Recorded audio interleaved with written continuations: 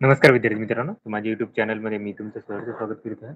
तर तुमच्यासाठी एका महत्त्वपूर्ण विषयावरती व्हिडिओ घेऊन आलो आहे. तो म्हणजे पेसा भरतीसाठी जे 17 संवर्गाची जी सध्या पेसा भरतीची केस सुप्रीम कोर्टामध्ये सुरू आहे.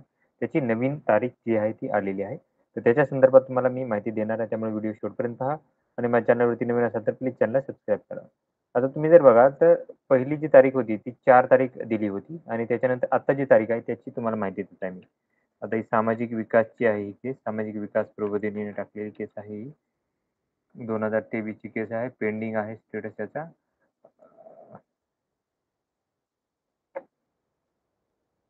त्याच्यानंतर आपण जर गेलो तर इथं दाखवेल स्टेटस काय आहे ते. तर पेंडिंग दाखवत आहे हे ते.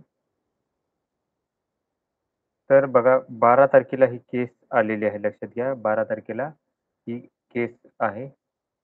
पुढची तारीख 12/9/2024 ची आहे आणि त्याच्या वेळेस कोण असणार आहे? सी आहेत, जे सुप्रीम कोर्टाचे चीफ जस्टिस ऑफ इंडिया आहेत, ते बसणार आहेत. त्याच्यानंतरनं जस्टिस जे-बी पार्डीवाला आहेत आणि त्याच्यानंतर जस्टिस मनोज मिश्रा हे तिघांच्या अ, अ, याच्यात ही बेंच कडे ही केस असणार आहे.